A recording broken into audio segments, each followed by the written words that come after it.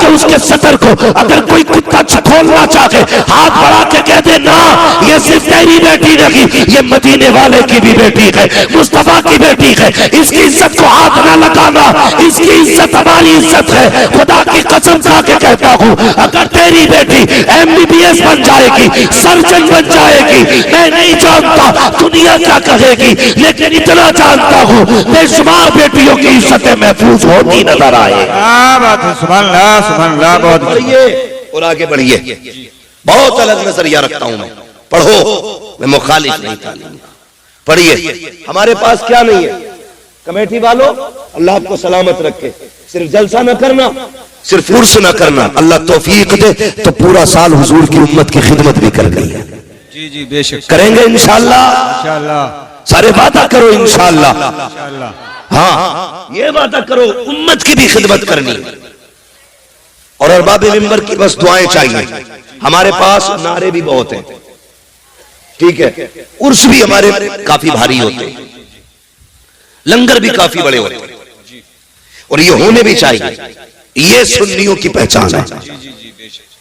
मैं खत्म करने की बात नहीं करता, ये सुन्नियों की पहचान है।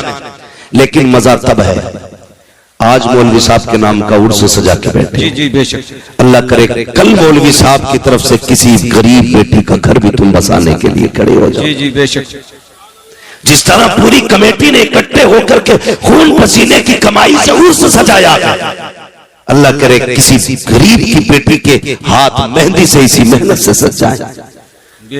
दावे के साथ कहता हूं भले तू साल भर मजार पे ना आना, दुनिया के किसी भी कोने में तुमने गरीब बेटी के हाथ मेहंदी से सजा के उसका घर आबाद करा दिया, मरने की देर होगी मदीने वाला तेरी कब्र को सजाने खुद आ जाएगा। हमें ये करना पड़ेगा और आगे बढ़ना पड़ेगा।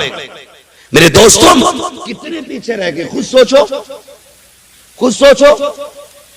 जिसके धर्म की कोई था नहीं वो तो मजबूती से थामे बैठे, जिनके मजहब की एक एक तारीख रकम है, आज वो कितने पीछे। तुम देखोगे किसी भी गैर मुस्लिम को तुम आज देखो बिना तिलक के नजर नहीं आएगा। जी जी बेशक, बहुत गौर से सुनना मेरी बात। जी जी, बिना तिलक के नजर नहीं आएगा, बिना बालों के नजर नहीं आएगा। आज क्या हुजूर ने हमें टोपी दी थी, किधर गई? कितने लोग लगाते टोपी? सोचो तो सही, कितने लोग टोपियां लगाते हैं? कब? जुमे के दिन टोपी लगती है। किस दिन? बोलो, नाराज हो? जुमे के दिन नाराज नहीं हो तो फिर बोलो, जुमे के दिन लगाते कि नहीं? जी जी जी। और कौन से दिन लगती है? ईद के दिन। वैसे तो किसी ना किसी के सर पर रोज लगी रहती है, लेकिन मैं वो बात कर रहा हूं जिसमें ज्यादातर लोग टोपी लगाते हैं। दूसरा कौन सा दिन है? अल्लाह सलामत रखे भाई, कह रहे हैं ईद का दिन। और एक दिन और आता है जिसमें सारे लोग टोपी लगाते हैं, वो दिन आता है रबीउल अव्वल शरीफ का दिन, हुजूर की विलादत के दिन। सबके सर पे टोपियां होती हैं। और एक दिन और आता है जिसे मुहर्रम की 10 तारीख कहा जाता है, जिसमें अक्सर लोगों के सर पे टोपी होती है। जब सब टोपी लगा लेते हैं तो हुकूमत हिल जाती है। तो मैंने 4 बार टोपी लगाई, हुकूमत हिल गई। अगर 365 दिन टोपी लगा लोगे तो दुनिया हिलती हुई नजर आएगी। जी जी बेशक। लेकिन लोग कहते हैं अरे मौलवी साहब तकरीर करना, लोनी और बट्टे न ओढ़नी। तो मैं सीधी बात कहता हूं, जब से लड़कों ने टोपियां उतार दी, बेटियों ने दुपट्टे उतार दिए। बाप टोपी ओढ़ना शुरू कर दे, बेटियां दुपट्टे ओढ़ना शुरू कर देंगी। आदत डालिए बच्चों के, आदत डालिए। गलत मैसेज मत लेके जाना, मेरी बात को ये मत निकालना मैं किसी को सताने आया था, दिल तोड़ने आया था। मैं बताना चाहता हूं आज शादियां आप देखिए, शादियों में जाओ तो शरीफ आदमी खड़ा नहीं हो सकता। भाई कितने में किया होटल बुक के? 2 लाख में, 5 लाख में। और एक इज्जतदार आदमी अंदर एक लुकमा नहीं खा सकता। हजरत को ले जाना, टहल टहल के बाहर आ जाएंगे, क्योंकि वहां जितने खा रहे हैं सब बैलों की तरह घूम घूम के खा रहे हैं। नीचे बैठ के खाने वाले को तो पागल समझा जाता है। और अजीब लोगों का सिस्टम है। एक ने तो कारी असगर साहब एक ही प्लेट में बिरयानी भी डाली, कोरमा भी डाला, जर्दा भी डाला, कोल्ड ड्रिंक थी, वो दूसरे हालात में पकड़े पड़ा। अब वो खाए कैसे? हालात देखिए। जी जी बेशक। और प्लेटें वो कई जगह पे फाइबर वाली, वो फटी कपड़ों पे। बारात आफत में बदल गई। बेशक। हमने 4-4 लाख के मैरिज हॉल तो किए, हमने 10 रुपए का दस्तरखान नहीं बिछाया। हमने 10-10 लाख लगा करके दुनिया की शोहरतें हासिल की। क्या कि अच्छा होता जमीन पे बैठ के मुस्तफा की सुन्नत को जिंदा किया होता। क्या कि अच्छा होता। लो एक बात और बता दो, जो खड़े होके खाते हैं उनकी बरकतों का मामला ये है, उसमें डबल खर्चा आता है। जो बैठ के खाते हैं उसमें आधा खर्चा आता है। लोग कहते हैं ये फेंकने में जायक हुआ है। मैं कहता हूं नहीं, तुमने सुन्नत मुस्तफा छोड़ी इसलिए बरकतें उठा दी गई। तू बैठ के खा, खुदा की कसम जितने खाने में एक बारात का भला होगा उतने खाने में अल्लाह 2 बेटियों के घरों को आबाद करेगा। नारे तकबीर, नारे रिसालत, मसलक के आला हज़रत मुफ्ती हम्मद रज़ा साहिब क़िबला। बात खाने की आ गई तो एक और कह दूं। कार्ड आता, कार्ड एक आदमी की दावत है तो मोटरसाइकिल पे 3 बैठ के जाते हैं। समझ रहे मेरी बात? ये बात गौर से सुनना। एक पे 3 बैठ के जा रहे हैं, रास्ते में दोस्त मिल गया, उससे कहते तू भी ढंग जा। कई लोगों की ये कंडीशन है देखी ताहिर भाई के पैर रखने जगह नहीं, ऐसे चिलगाड़ी बन गया। दावत खाने जा रहे आप, क्योंकि पैर रखने की इतनी जगह ही कब है? वो तो बनी 2 लोगों के लिए थी, 4 बैठ गए, फ्री की खाने गए।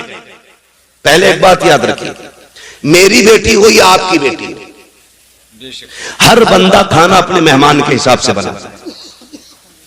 ठीक है जी? जी जी। और क्या करते हैं, अगर 100 मेहमान उसकी लिस्ट में होते हैं तो 120 लोगों का हर बंदा खाना बनाता है। जी जी जी। बच जाए, कम ना पड़े। बेशक। और जितनों को दावत देता मैं हूं या आप हूं, उसके रजिस्टर में चढ़े होते कितने लोग खाने वाले। अब अंदाजा लगाइए, एक के साथ एक फ्री आ गया, उसने बनाया था 120 लोगों का, खाने वाले कितने हो गए? 200 हो गए ना, 100 का डबल हो गया तो जी जी 200 हो गए, और कभी कभी 250 भी हो जाते हैं। अब ये बताइए, ये जो आप एक की दावत पे 3 टन के जा रहे हो, तुम नहीं जानते, एक बाप जब बेटी को रुखसत करता है ना, लोग खाने के ऐप बयान करना शुरू करते हैं। नाक तक भर के खागा और तीली डाल के को नमक तेज था, हल्दी कम रह गई, बोटियां गला दी। कुछ कहता छोटे पीस होते, मुंह का साइज देख के जाता ना। गुंडागर्दी है ये खाने में भाई। एक गरीब मर गया रोटी पकाते पकाते, तुम किसी के खाने को खाने के बाद कहते हो इसका चावल कच्चा था, नमक तेज था, मिर्च ज्यादा थी, हल्दी कम डाली गई, तेल ज्यादा था। और यार कितना बोलने से पहले जरा पंडाल में जिधर खाना चल रहा है उधर देख तो सही। किसी कोने में बेटी का बाप गर्दन झुकाए खड़ा होगा, वो देख रहा होगा, वो दिल में कहता होगा मालिक रोटी कम ना पड़ जाए, मालिक शोरबा कम ना पड़ जाए। किसी कोने में खड़े होके कहता है या अल्लाह आज इज्जत रख लेना, तुझे क्या पता तेरी नजर में तो एक वक्त का उड़द गोश्त है। उस बाप से पूछ उसने इस उर्दों के लिए कितने दिन ओवर टाइम ड्यूटी की है, उससे पूछ एक वक्त के खाने के लिए उसने कितनी रातों में उठ उठ के मजदूरियां की है, उससे पूछ उसने कितनी मेहनत से एक बारात का खाना बनाया है। जब से बेटी पैदा हुई है इसने नए कपड़े पहनना छोड़ दिए थे, जब से बेटी घर में आई थी इसने घी दूध खाना छोड़ दिया था, जब से बेटी घर में आई थी इसने अपने शौक खत्म कर दिए थे। और तू कहता है खाने में कमी रह गई है। और शर्म कर, शर्म कर, अगर खाने में कमी थी भी तो ना कहता कमी है। अगर कोई पूछता कैसा है, कह देता खुदा का शुक्र है बड़ा अच्छा खाना बना है। तेरा इतना कह देने से तेरे पेट में दर्द नहीं होता, लेकिन इतना जानता हूं अगर तू खाने की तारीफ करता जमीन पर गरीब राजी हो जाता, अर्शों पे खुदा की रहमतें राजी हो। क्या बात है, सुभान अल्लाह, सुभान अल्लाह, बहुत अच्छी, बहुत खूब। पहली बात तो ये करनी है भाई, जितनों की दावत है इतनी जाएंगे, समझ गए? बोलो इंशाअल्लाह। हाँ, जितनों की दावत है उतने ही जाएंगे। और मैं तो कहता हूं अगर तुम्हें पता चले ना कोई बेटी को रुखसत कर रहा है और उसने अपनी इज्जत बचाने के लिए लोगों को दावत दी है खाने की, तुम्हारी खुराक 2 रोटी है ना, 1 रोटी अपने घर खा के जा, 1 रोटी बेटी वाले के दस्तरखान पे खा, 1 रोटी बचा दे। खुदा की कसम अगर तेरी छोड़ी हुई 1 रोटी से गरीब की इज्जत बच गई, अल्लाह कयामत में तेरी इज्जत की हिफाजत फरमाएगा। सुभान अल्लाह, सुभान अल्लाह। हाँ, सुभान बहुत अल्लाह। छोटी छोटी बातें हैं लेकिन ये जन्नत में ले जाने वाली बात। बेशक बेशक। लोगों की इज्जत का ख्याल रखा करो, मान रखा करो लोगों की इज्जत का। अल्लाह आपको सलामत रखे। कोशिश ये करनी है, हमें सिर्फ जलसा नहीं कराना है, हमें हुजूर के दीन की भी मदद करनी है, हमें इस्लाम की बेटियों की भी मदद करनी है। और एक बात जिम्मेदारी के साथ कहना चाहता हूं, जो जरूरी बात है वही कहने के लिए आया हूं। कोशिश ये करें, मैंने भी मस्जिद देखी, अल्लाह सलामत रखे उन लोगों को जिन्होंने मस्जिदों को अपने घर से ज्यादा खूबसूरत बनाया है। हाँ। और इतनी गुजारिश हो रही है, जैसे तुमने पत्थर से मस्जिद को सजाया है ना, वैसे सजदे से भी मस्जिद को सजा लेना। बेशक। जिस खूबसूरती से तुमने मस्जिद बनाई है ना, उसी खूबसूरती से तुम जाकर सफों में भी बैठना। अल्लाह सबका दिल मस्जिद में लगाए, सबको 5 वक्ता नमाजी बनाए। बड़ी प्यारी मस्जिद है और लग रहा था कि हाँ किसी जगह पे बैठे। मगर मेरा एक मशवरा और है, इस वक्त सबसे ज्यादा जरूरी है हमारी खानकाहों, हमारे मदरसों, हमारी मस्जिदों के साथ साथ हमारे अपने स्कूल भी होने चाहिए। जी जी बेशक। हमारे अपने, समझ गए ना मेरी बात, स्कूल, जी जी, जहां हिंदी इंग्लिश पढ़ाई जाती है, स्कूल, समझ गए ना। खानकाहों के साथ साथ हमारे अपने स्कूल भी होने चाहिए। इस वक्त तो हमें मुस्लिम कहां खड़ी है, एक ऐसे दोरागे पे कौम मुस्लिम खड़ी है कि तबाही के अलावा कोई रास्ता नहीं। बेशक। या तो आप अपनी बेटी को जाहिल रखिए और या फिर आप बेटी से हाथ धो बैठिए। बस 2 रास्ते हैं तुम्हारे पास। जी। समझ रहे मैं क्या कहना चाह रहा हूं? या तो जाहिल रखिए आप बेटी को, अगर बेटी को बचाना चाहते हो तो जाहिल रखिए, और पढ़ाओगे तो खो बैठोगे। जी जी बेशक। इसकी वजह यह है कि हमारे अपने स्कूल नहीं है, हमारे अपने कॉलेज नहीं है। लोग कहते नहीं नहीं कोई बात नहीं है, बेटी पे पूरा एतमाद है। मैं बेटियों तक एक बात पहुंचाना चाहूंगा, खुदा की कसम सुनो, दुनिया में जो तुम्हारा बाप तुमसे प्यार कर सकता है वो तुमसे कोई प्यार नहीं कर सकता। बेशक बेशक। लेकिन कमी क्या की हमने अपनी बच्चियों को स्कूल नहीं दिए। वो ट्यूशन पढ़ने जाती हैं, वो स्कूल पढ़ने के लिए जाती हैं। ट्यूशन के नाम पे क्या होता है आप सोच भी नहीं सकते। इस्लाम दुश्मन ताकतें पूरी प्लानिंग के साथ खड़ी है, तेरी बेटी को घर से कदम निकालने की दे रहे। मैं नहीं कहता तेरी बेटी गलत है, लेकिन उसे बिगाड़ने में ज्यादा देर नहीं लगती है, इसलिए कि इस्लाम के दुश्मन पैसे भी लिए खड़े हैं, ऐश के सामान भी लिए खड़े हैं, पूरी मदद भी उनके साथ है। जो लड़कियां चाहती हैं वो हो जाता है, इसलिए कि पावर ताकत उनके साथ है। क्या कर सकते हो तुम?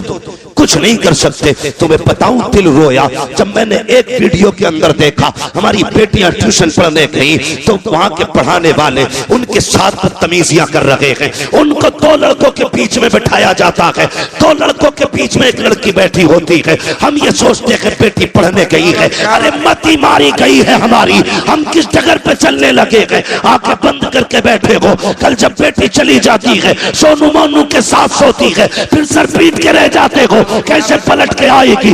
गई हुई इज्जत कभी आया नहीं करती, जाने वाली आबरू कभी लौट के नहीं आती है। जैसे कबान से निकला तीर कभी वापस नहीं आता, जबान से निकली बात कभी वापस नहीं आती है, घर से निकली इज्जत कभी वापस नहीं आया करती है। जब बेटियां बेआबरू हो जाती है, कितना तड़प लो, कुछ नहीं होगा। अगर इज्जतें चाहते हो, अपने स्कूल बनाओ, अपने कॉलेजेस बनाओ, उनको तालीम दो और दुनिया को बता दो हम करबला वाले हुसैन के मानने वाले हैं, खानकाहे भी हम बनाएंगे, स्कूल भी हम बनाएंगे। नारे तकबीर, नारे रिसालत, मसलके आला हजरत फैजाने हुजूर ताजुल शरिया, रज़वियों की तकरीर, नबी के दुश्मनों की फूट गई तकदीर।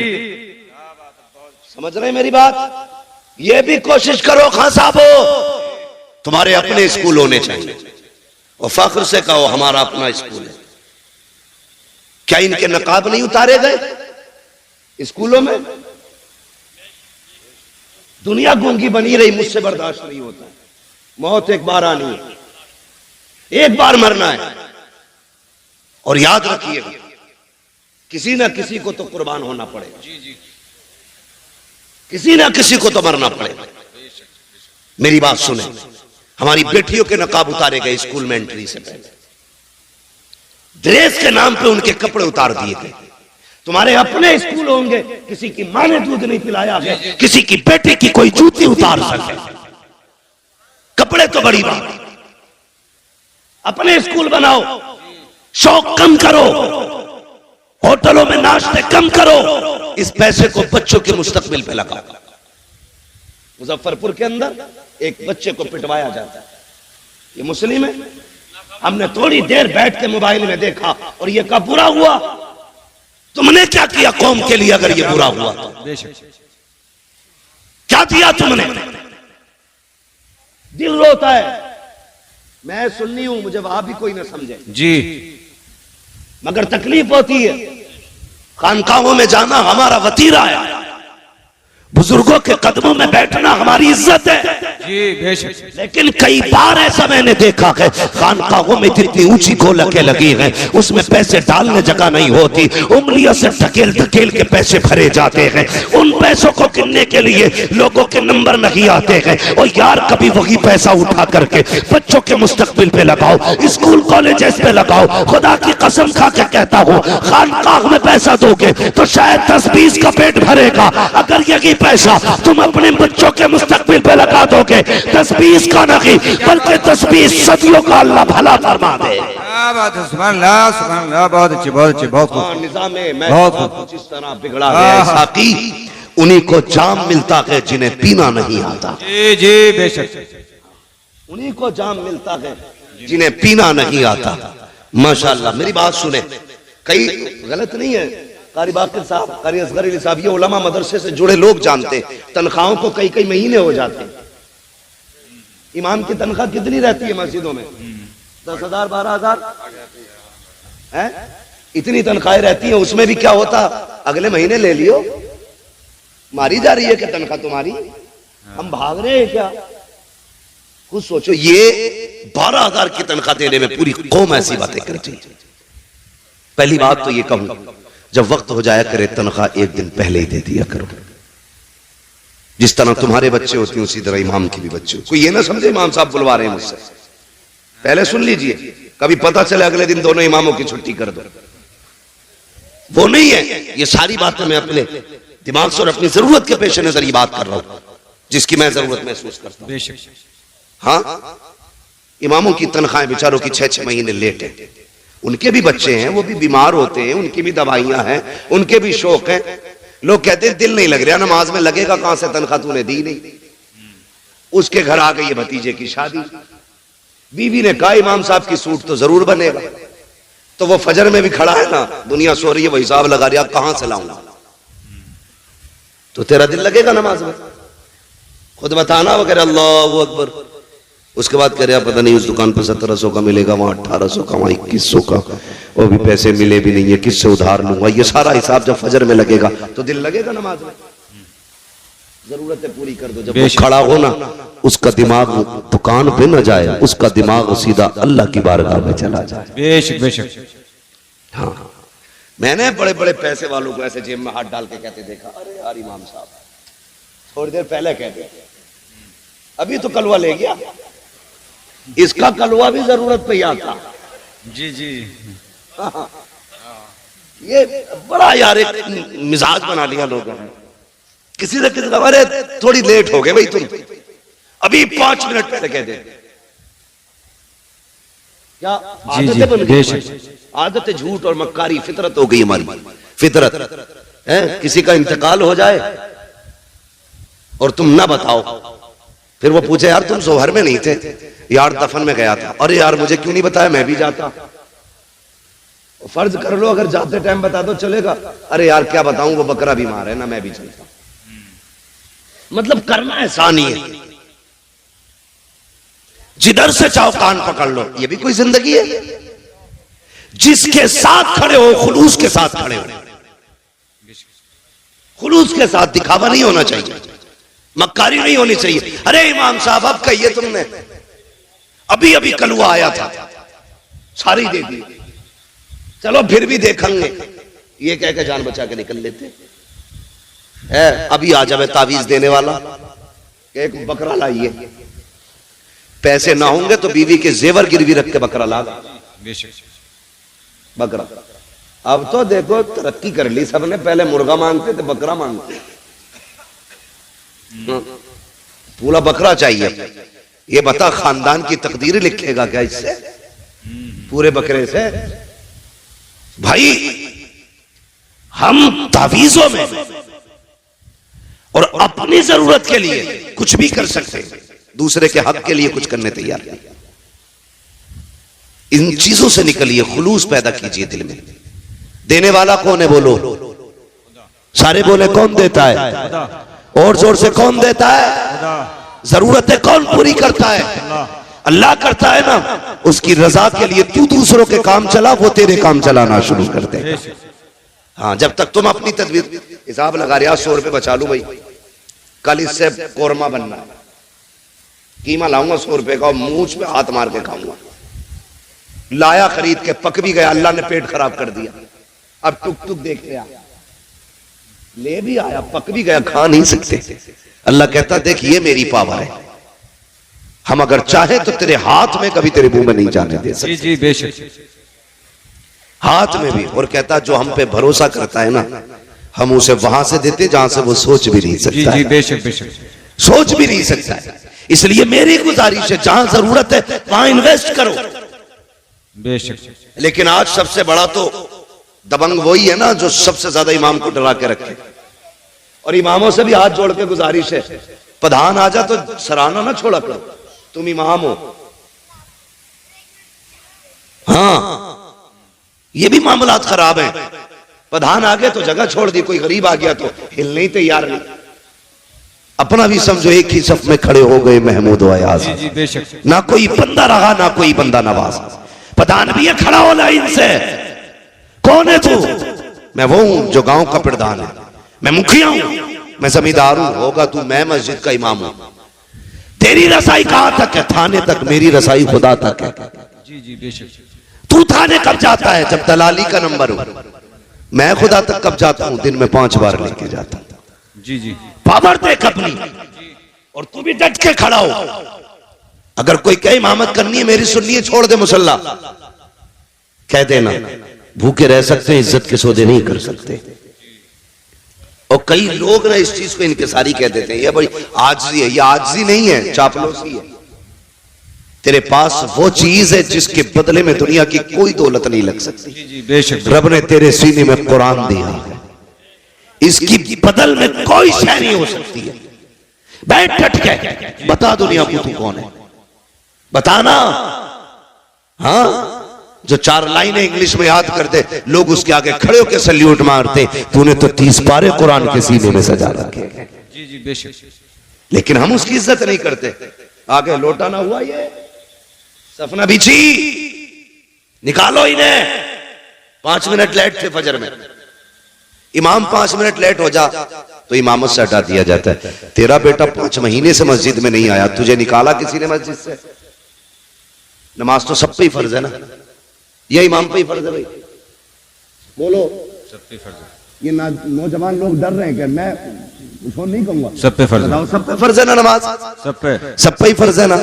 तो ये जो सुबह सुबह जाके इमाम की खाट उल्टी करते हैं, इनकी जिम्मेदारी है घर से निकले तो बेटों की खाट उल्टी पहले करें, उनका हाथ पकड़ के मस्जिद में लाओ। अपने लल्ला को चादर उड़ाते हो, इमाम की चादर खींचते हो, फिर कहते हो निकालो इन्हें। मैं एक मशवरा देके जाऊंगा, आपकी वो तो मर्जी है, कोई भी कैसे करे। मैं नहीं जानता आपके यहाँ का हिसाब कैसा है। मस्जिद अच्छी है तो यकीन है कि लोग भी अच्छे होंगे। जी जी बेशक। हाँ, मैं सोचता हूं मस्जिद देखी तो मुझे लगा लोग भी अच्छे होंगे, लेकिन एक फ्री में मशवरा दे रहा हूं, इमाम को निकालने की जिम्मेदारी अपने सर मत ले लेना, वरना हो सकता पूरी जिंदगी आपको भटकना पड़े। कभी किसी आलिम की बद्दुआ मत लेना, वरना खैरियत नहीं है। कोशिश ये करना, माना कि हाफिज तेरा भतीजा है, चचा है, भाई है, बेटा है, उसे अपना बेटा ना समझ, मुस्तफा का वारिस समझ के उसकी इज्जत किया करो। अल्लाह तुम्हें उसका सवाब अता फरमाए। तो मैं ये कह रहा था, जहां जिस चीज की जरूरत है वहां वो लगाओ। आज हमारे मदरसों की तनख्वाहें मुदर्रिसों की नहीं गई, वहां कोई पैसा देने नहीं जाता, और गोला के नाक तक भरी पड़ी है। नोटबंदी हुई ना तो बोरियों में से गले हुए नोट निकल रहे थे, गले हुए करेंसी गला दी कई कई करोड़ों रुपए की। अगर वही पैसा मदरसे वालों पे होता तो कितने कुरान वाले पैदा होते, कितने हदीस वाले होते, कितने तजवीद वाले होते, कितने तफसीर वाले होते। खुदा की कसम हर घर में कुरान का दरख्त लगा हुआ था। इसलिए जहां जरूरत है वहीं पे पैसा लगाइए, अपने बच्चों को आगे बढ़ाइए। कमेटी वालों, जलसे के साथ साथ हमें बस्ती भी देखनी है, हमें हुजूर की उम्मत के गरीब भी देखने हैं, हमें बेटियां भी देखनी है, अपनी सोसाइटी को भी आगे बढ़ाना है। अगर जरूरत पड़ी तो स्कूल भी देंगे, जरूरत पड़ी तो कौम के लिए अस्पताल भी बनवाएंगे। कोशिश ये करेंगे जो गरीब लोग हैं हुजूर की उम्मत के, उन्हें मुस्तफा के नाम पे फ्री दवाएं मिलनी चाहिए। करेंगे नहीं, लेकिन करते नहीं लोग, सारा पैसा एडवांस रखते हैं। अल्लाह कहता रख, कितना रखेगा? एक फोड़ा निकालूंगा भेजे में, एक ऑपरेशन 10 लाख का बैठाऊंगा, दूसरा कमर में निकालूंगा 20 लाख का ऑपरेशन, वो 4 फोड़ों में तुझे रोड पे ले आऊंगा। वो कहता है यही दौलत गरीबों पे लुटा, फिर देख मैं तुझे मौत भी ऐसी दूंगा कि तुझे मरते वक्त मौत का एहसास नहीं होने दूंगा। जी जी बेशक। सौदे तो करो रब से यार, सौदे तो करो। इसलिए मेरी गुजारिश है, आप अपने पैसे को भलाई की जगह लगाइए, जरूरतमंदों पे खर्च कीजिए, जो जरूरतमंद नजर आए उन पे पैसा खर्च करें। अल्लाह ताला हमारी कौम को दिन दूनी रात चौगुनी तरक्की अता फरमाए। और एक बात बता दूं, जब भी हुजूर पे दुरूद पढ़ने की बारी आए ना, कंजूसी नहीं करनी। क्या नहीं करनी है? कंजूसी। क्या नहीं करनी है? कंजूसी। कंजूसी समझते हैं ना जी? मैं आप ही के इलाके का हूं, आप ही की जबान बोल रहा हूं। कंजूसी नहीं करनी है, बल्कि जब हुजूर पे दुरूद की बात आए तो फिर खुल के हुजूर के नाम पे दुरूद पढ़ना, बढ़ के हुजूर के नाम पे दुरूद पढ़ना। आपको लंगर भी खाना, कितनी देगे बनती हैं? कई बनती हैं खिचड़े की, 4-5 देगे बनती। जी जी जी, अल्लाह सलामत रखे। और हमारा तो अकीदा ये, इन्हीं लंगरों पे हमारी नस्लों के गुजारे। बात है बेशक। बरेली से आवाज आती, तेरे टुकड़ों पे पले गैर की ठोकर पे न डाल, झिड़कियां खाए कहां छोड़ के सदका तेरा। तो बच्चों की आदत डालिए दुरूद पढ़ने की। ये जो चुप रह गए ना, इनके बाप ने दुरूद पढ़ना नहीं सिखाया था। ये जो खामोश रहे दुरूद के मौके पर, इनको पढ़ना नहीं सिखाया था। तुम जानते हो दुरूद पाक की बरकत कितनी अहम है। कभी सोच भी लिया करो, अपने बच्चों को दुरूद का आदी बनाओ। अगर बच्चा स्कूल जाए, ड्रेस में देर होती है, माँ कहती ले बेटे ये रहा मोबाइल, थोड़ी देर गेम खेल, अभी नाश्ता बना के लाती हूँ, अभी पराठा बना के लाती हूँ, अभी ड्रेस उठा के लाती हूँ, अभी तेरे जूते लेके आ रही हूँ। बच्चों के हाथ में मोबाइल दे के जाते हो। अपने बच्चों से कहो बेटे नाश्ते में 10 मिनट लगेंगे, 10 मिनट तक मुस्तफा पे दुरूद पढ़ना शुरू कर दो। तुम्हारे बच्चे 10 मिनट दुरूद पढ़ेंगे। दावे के साथ कहता हूँ, और यार सुनो तो सही, रोज जब तुम्हारे बच्चे हुजूर पे 10 बार दुरूद पढ़ेंगे, किसी दिन तो हुजूर पूछेंगे ये किसका बेटा है जो रोज दुरूद पढ़ता है, ये किसका लाल है जो रोज मुझे सलाम भेजता है, ये किसका बेटा है जिसने मुझ पे दुरूद भेजा है। कोई कहेगा आरिफ का बेटा है, कोई कहेगा अकील का बेटा है, कोई कहेगा अब्दुल रऊफ का बेटा है, फरिश्ते कहेंगे अब्दुल रहमान का बेटा है। खुदा की कसम उनकी बारगाह में अगर तेरा नाम आ जाएगा, समझ लेना बेड़ा पार हो जाएगा। इसलिए आदि बनाओ बच्चों को। हम तो दुरूद से दूर पर एक बहुत बड़े पाए के बुजुर्ग हैं, सफर कर रहे हैं, वक्त असर का था, वुजू करने की चाहत हुई, चाहते थे नमाज पढ़े, लेकिन इस कसरत से पानी नहीं था जितना आज पानी है। हर जगह पे टंकी लगी है, प्रधान ने टंकियां बनवा दी, अब कोई टोटी बंद करने तैयार नहीं है, खुला है तो खुला है पानी। और मेरे भाई इस्लाम ने बताया था पानी हिसाब से खर्च करना, एक एक बूंद का हिसाब कयामत में देना है। ये इस्लाम हमें सबक देता है। आज लोग कहते हैं कि वाटर लेवल कम होता जा रहा है, उसी पानी को कम खर्च किया जाए। ये पैगाम तो 1400 साल पहले इस्लाम ने दिया था। मैं कुछ और कहना चाहता हूं, आज पानी की कसरत है, कल पानी कहीं कहीं मिला करता था, वो भी कुओं से लोग पानी निकाला करते थे। किसी बस्ती में एक कुआं होता था, किसी इलाके में कुआं होता था, कहीं पे कोई चश्मा होता था, कहीं पे कोई नहर हुआ करती थी। आज हर दरवाजे पे समर से भी लगे गए। पानी की कसरत है। वो बुजुर्ग नमाज के इरादे से है, असर का वक्त है, सफर कर रहे हैं, सामने बस्ती नजर आई, सोचा यहां पानी मिल जाएगा। बस्ती के करीब आए, एक कुएं को पाया, सोचा वुजू करूं, नमाज पढ़ना है। जैसी गए क्या देखते हैं, पानी तो था, डोल और रस्सी लगी थी। दाएं बाएं देखने लगे, हैरत में थे, क्या किया जाए, पानी कहां से लाया जाए। इतने में एक छोटी सी बच्ची छत से खड़ी थी, देख के कहती है, बाबा आपका कुर्ता बता रहा है, आपका मामा बता रहा है, आप कोई अल्लाह वाले हो, आप कोई आलिम दीन हो। हाँ बेटी, कहा क्यों परेशान हो, कब वुजू करना है, नमाज पढ़नी है, कब फिर देर किस बात की है, कब बेटी पानी कुएं में है और कुआं गहरा है, कोई रस्सी लगी है, डोल लगी है, पानी कैसे निकालूं, जब पानी निकलेगा तब वुजू होगा। बच्ची मुस्कुरा के कहती है, ताज्जुब है आपकी दानाई पर, आप अल्लाह के बंदे हो करके इतना हिसाब लगा रहे हो कि डोल रस्सी आएगी तब पानी निकलेगा। का फिर का ठहरिए, बच्ची करीब आई है, आने के बाद बच्ची ने कुएं की तरफ झांका और अपना थूक कुएं में डाला।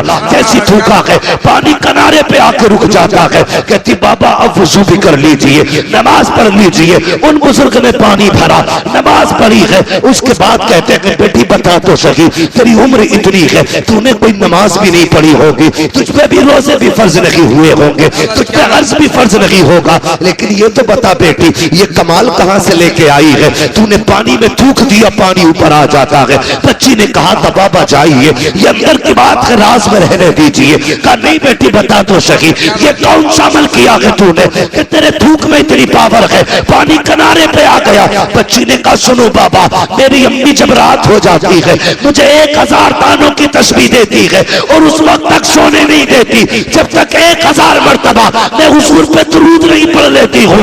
ये सजदों का कमाल लगी, ये मुस्तफा पे दुरूद पढ़ने के कमाल से पानी। क्या बात है, नारे तकबीर, नारे रिसालत, मसलके आला हजरत, नबी के गुलामों की शान, जन्नत के हैं मेहमान, मुफ्ती हम्मद रजा साहिब किबला। आदत डालो दुरूद पढ़ने की, अपने बच्चों को दुरूद पाक सिखाओ। सिखाएंगे इंशाल्लाह, सिखाएंगे इंशाल्लाह। खाली वक्तों में तस्बीह दे दिया करो और ये होड़ लगा दो, जो आज ज्यादा दुरूद पढ़ेगा उसे शाम को ये इनाम दिया। बेशक बेशक लगाओ ये बच्चों में से। जी जी जी, जिसके महीने में सबसे ज्यादा दुरूद होंगे उसे महीने के लेवल का इनाम दिया जाएगा। साल भर में जिसके ज्यादा दुरूद होंगे उस बच्चे को साल भर के हिसाब से सबसे बड़ा इनाम दिया जाएगा। चाल यजीद, फिर देख मुस्तफा कितने मेहरबान होते। जी जी जी, कितने मेहरबान होते। लोग कहते हैं बड़ा जी चाहता है मदीना देखूं, तू दुरूद की आदत डाल ले, हुजूर मदीने से तेरे घर चल के आ जाए। करो ना ऐसे काम, आदत डालो, आदत डालिए, बच्चों को सिखाइएगा। और ये तहजीब ये बचपन से बच्चों को सिखाई जाती है, बचपन से सिखाई जाती है। आप गौर कीजिएगा। करबला जानते हैं ना, करबला कितने लोग जानते हैं? करबला का नाम कितने लोगों ने सुना है? सबने सुना, सबने सुना ना? जी जी, जिन्होंने हाथ उठाए, अल्लाह नजफ अशरफ के रास्ते सबको करबला शरीफ की हाजिरी नसीब फरमा दे। ठीक है जी, सारे लोग करबला को जानते। जी जी, आप पूरी करबला पढ़ डालिए, पूरी करबला। वहां लाशें भी थी, डर भी था, तन्हाइयां भी थी, जंगल था, दहशत थी, गम था, दर्द था, भूख थी, प्यास थी। कौन सा सितम ऐसा था जो करबला में ना था? किसी का एक बेटा मर जाए, लोग कहते हैं कमर टूट गई। सलाम करो सैयदा ज़ैनब को, जिसके सामने बेटों की लाशें भी थी, जी जी, भतीजों की लाशें भी थी, सगे भाई की लाश भी जिसके सामने पड़ी थी। मगर सलाम ज़ैनब तेरी हिम्मत को, खुदा की कसम तूने अली की बेटी होने का हक अदा करके दिखाया। जी जी, बेशक। मैं कहना यह चाहता हूं, इस सब के बावजूद खेमे जले थे, अहले बैत अतार की दौलत लूटी गई थी, लेकिन कोई ये नहीं बता सकता किसी ने अहले बैत की बेटियों को बिना नकाब के किसी का चेहरा देख लिया। हर सितम अपनी जगह था, मुस्तफा की शरीयत अपनी जगह थी। जी जी बेशक बेशक। सैयदा ज़ैनब ने 13 मुहर्रम को सफर शुरू किया। जी जी जी। कितने को? 13। सारे बोले कितने को? 13 मुहर्रम। 13 मुहर्रम को करबला से चले, 27 रमजान को मदीना शरीफ पहुंचे। जोड़ के लगाओ हिसाब कितने बने? मेरे हिसाब से तकरीबन 9 महीने बनते। जी कितने महीने? 9। जोर से कितने? 9 महीने बनते। लेकिन इस 9 महीने के सफर में सैयदा ज़ैनब जब मदीना शरीफ पहुंची थी तो 72 कुरान मुकम्मल कर चुकी थी।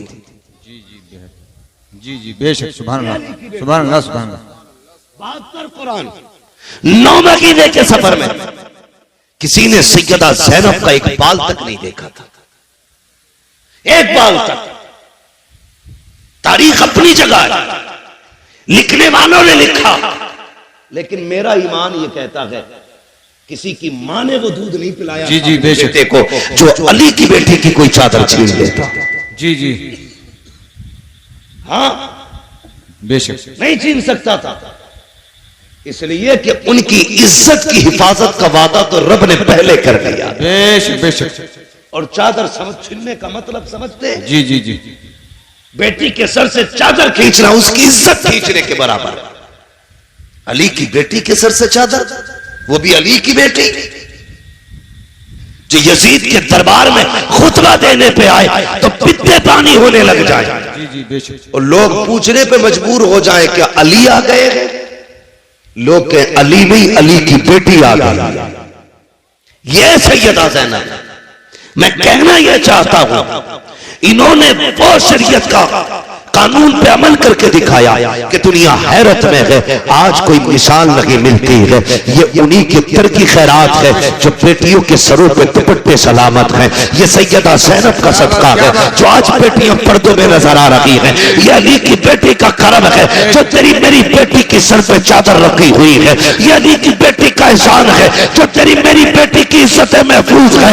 अगर अली की बेटी ने करबला में चादर न संभाली होगी, आज किसी बेटी के सर पे चादर नहीं होती। और जब भी दुपट्टा देखा करो, अली की बेटी को याद कर लिया करो। मैं तो ये कहता हूँ, बचा के कूफे से आबिद को लेके आई है, कमर पे 12 इमाम उठा के लाई है। अली की बेटी को झुककर सलाम कर इस्लाम तेरी यमानों के घर तक बचा के लाई है। नारे तकबीर, नारे रिसालत, मसलक के आला हजरत सरकार के घराने की शान, जन्नत के हैं मेहमान मुफ्ती हम्माद रजा साहिब किबला।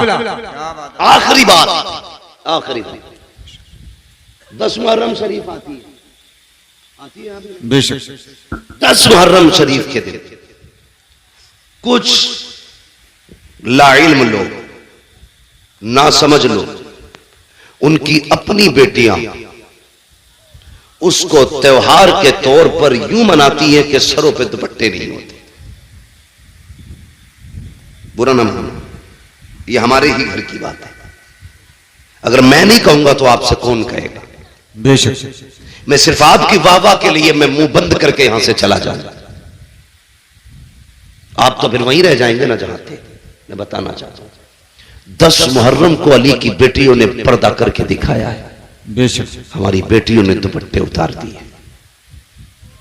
बताइए, अगर मुहर्रम के नाम पे हमारी बेटियां दुपट्टे उतार के मेले में आ गई तो कयामत में सैयदा ज़ैनब को कौन सा मुंह दिखाएंगे हम? बेशक। खुद फैसले करें। और तुम्हें बताऊं हया क्या थी अली के घर की? जी। मैंने कहा आखिरी बात है, यजीद के दरबार में अली की बेटियां पहुंची, सुबह से शाम तक खड़ी रह गई हजरत ज़ैनब और हजरत सकीना यजीद के दरबार में, सुबह से शाम तक। जब उस यजीद कुत्ते का, जब उस कुत्ते का शाम को नशा उतरा, वो दरबार में आके बैठा और उसे पता चला अली की बेटियां आई हुई है, वो हुकूमत के नशे में था, औकात भूल बैठे। कहता का इनके चेहरे दिखाए जाएं। हजरत फिजा आगे बढ़ी, कहने लगी कुत्ते हद में रहे, अली की बेटियां हैं, कयामत आ सकती है, किसी गैर महरम के आगे ये चेहरे नहीं खोल सकती है। ये हजरत फिजा ने कहा कि कयामत आ सकती है, लेकिन अली की बेटियों की सर की चादर नहीं हटाई जा सकती। पूछ, तुझे क्या पूछना? कहा मुझे इनके नाम पूछने। अल्लाह अकबर। कहा सबके नाम मैं बताऊंगा। वो बिगड़ा, कहा तू कौन होती बताने वाली, मैं पूछूंगा। कहा हद में रह, हम जान दे सकते हैं लेकिन अपने आकाओं की इज्जत पे आंच नहीं आने दे सकते।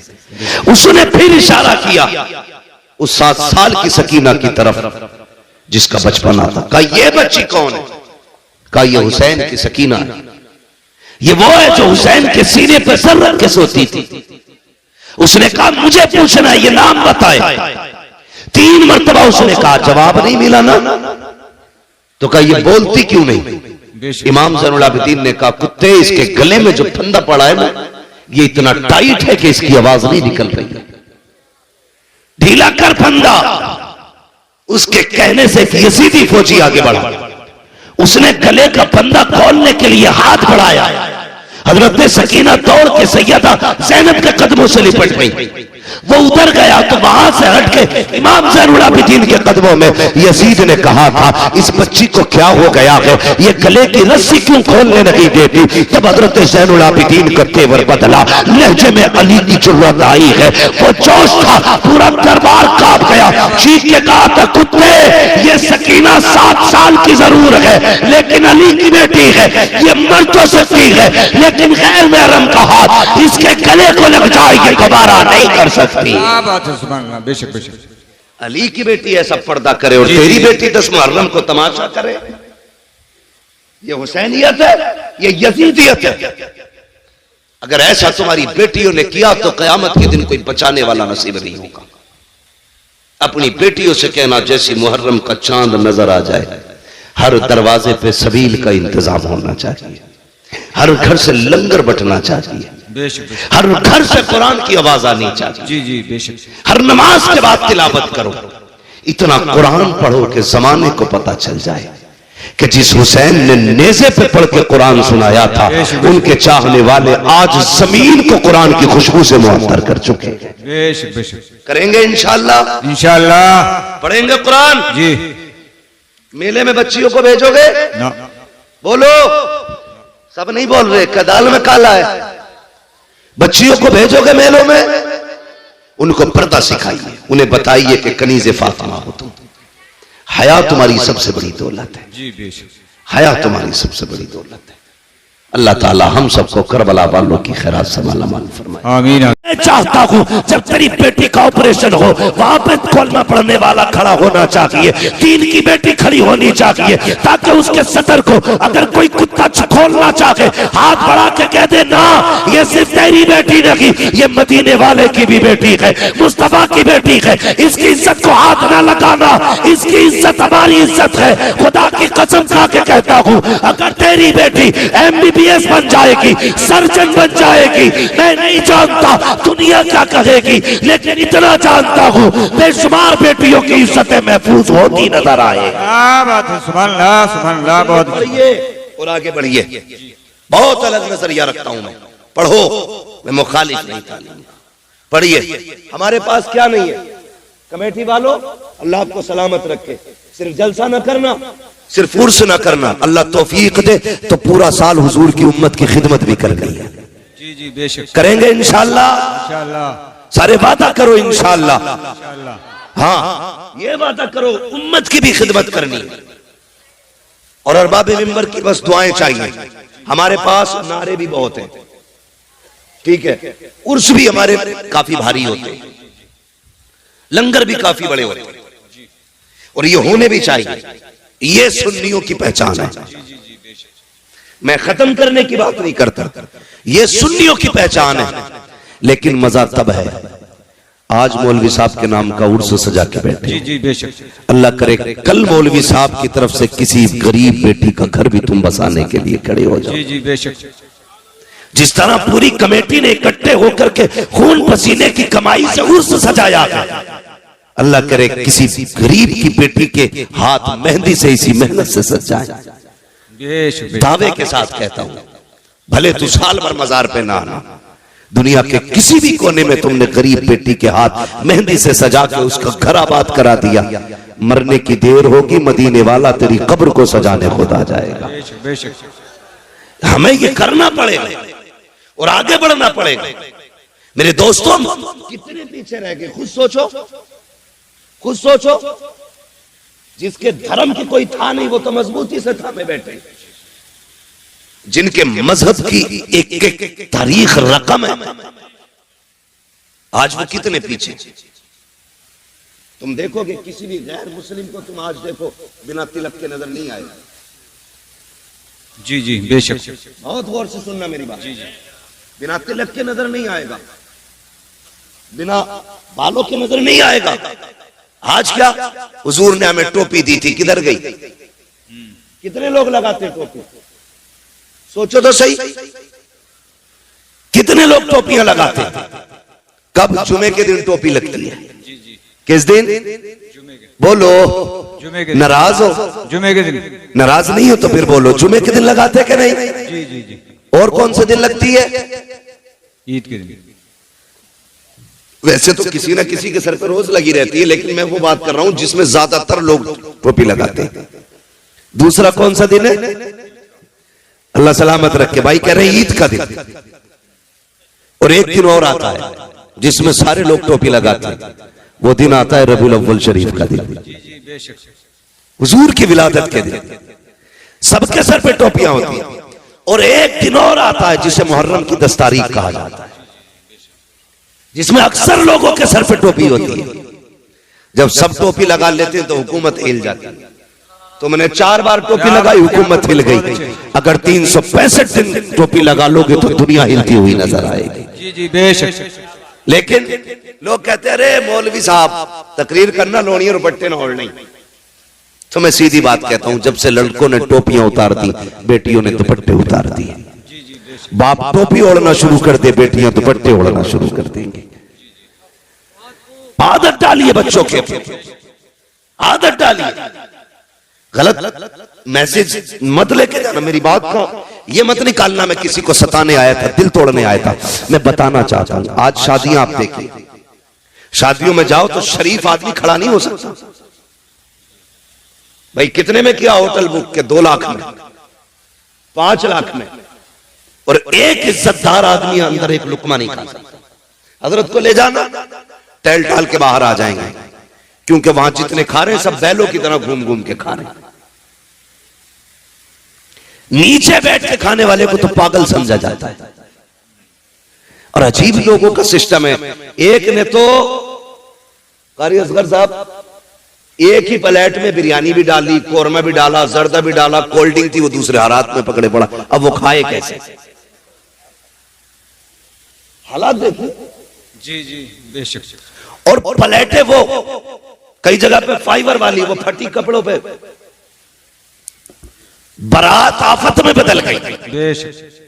हमने 4-4 लाख के मैरिज हाल तो किए, हमने 10 रुपए का दस्तरखान नहीं बिछाया। हमने 10-10 लाख लगा करके दुनिया की शोहरतें हासिल की। क्या कि अच्छा होता जमीन पे बैठ के मुस्तफा की सुन्नत को जिंदा किया होता। क्या कि अच्छा होता। लो एक बात और बता दो, जो खड़े होके खाते हैं उनकी बरकतों का मामला ये है, उसमें डबल खर्चा आता है। जो बैठ के खाते हैं उसमें आधा खर्चा आता है। लोग कहते हैं ये फेंकने में जायक हुआ है। मैं कहता हूं नहीं, तुमने सुन्नते मुस्तफा छोड़ी इसलिए बरकतें उठा दी गई। तू बैठ के खा, खुदा की कसम जितने खाने में एक बारात का भला होगा उतने खाने में अल्लाह 2 बेटियों के घरों को आबाद करेगा। नारे तकबीर, नारे रिसालत, मसलक के आला हजरत मुफ्ती हम्माद रजा साहिब किबला। बात खाने की आ गई तो एक और कह दूं, कार्ड आता, कार्ड एक आदमी की दावत है तो मोटरसाइकिल पे 3 बैठ के जाते हैं। समझ रहे मेरी बात? ये बात गौर से सुनना। एक पे 3 बैठ के जा रहे हैं।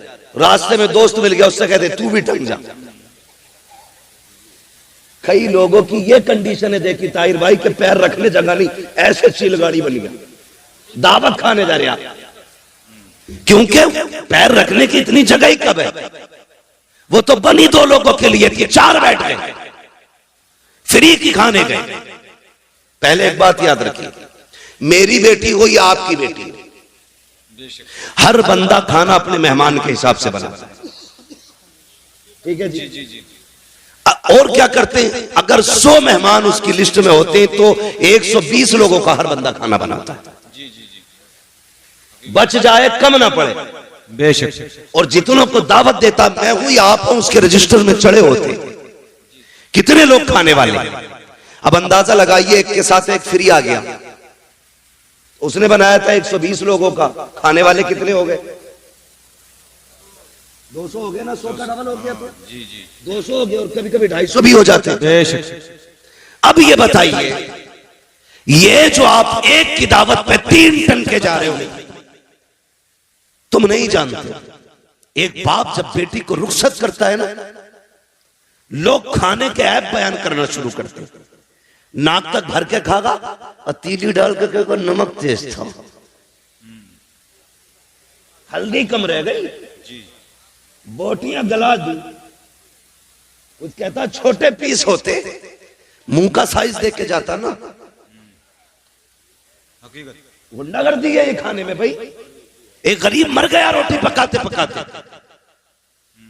तुम किसी के खाने को खाने के बाद कहते हो इसका चावल कच्चा था, नमक तेज था, मिर्च ज्यादा थी, हल्दी कम डाली गई, तेल ज्यादा था। और यार इतना बोलने से पहले जरा पंडाल में जिधर खाना चल रहा है उधर देख तो सही, किसी कोने में बेटी का बाप गर्दन झुकाए खड़ा होगा, वो देख रहा होगा, वो दिल में कहता होगा मालिक रोटी कम ना पड़ जाए, मालिक शोरबा कम ना पड़ जाए। किसी कोने में खड़े होके कहता है या अल्लाह आज इज्जत रख लेना, तुझे क्या पता तेरी नजर में तो एक वक्त का उड़द गोश्त है। उस बाप से पूछ उसने इस उर्दों के लिए कितने दिन ओवर टाइम ड्यूटी की है, उससे पूछ एक वक्त के खाने के लिए उसने कितनी रातों में उठ उठ के मजदूरियां की है, उससे पूछ उसने कितनी मेहनत से एक बारात का खाना बनाया है। जब से बेटी पैदा हुई है इसने नए कपड़े पहनना छोड़ दिए थे, जब से बेटी घर में आई थी इसने घी दूध खाना छोड़ दिया था, जब से बेटी घर में आई थी इसने अपने शौक खत्म कर दिए थे। और तू कहता है खाने में कमी रह गई है, और शर्म कर शर्म कर,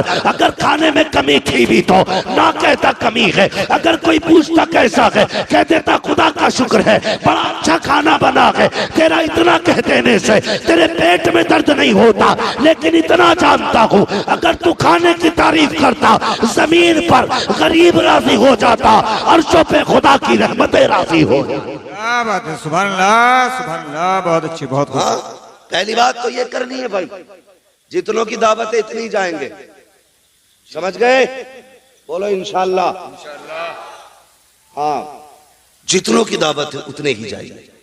और मैं तो कहता हूं अगर तुम्हें पता चले ना कोई बेटी को रुखसत कर रहा है और उसने अपनी इज्जत बचाने के लिए लोगों को दावत दी है खाने की, तुम्हारी खुराक तो रोटी है ना, एक रोटी अपने घर खा के जा, एक रोटी बेटी वाले के दस्तरखान पे खा, एक रोटी बचा दे।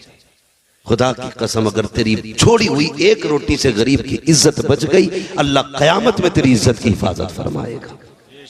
सुभान अल्लाह सुभान अल्लाह। हाँ, ये बहुत छोटी छोटी बातें हैं लेकिन ये जन्नत में ले जाने वाली बात। बेशक बेशक। लोगों की इज्जत का ख्याल रखा करो, मान रखा करो लोगों की इज्जत का।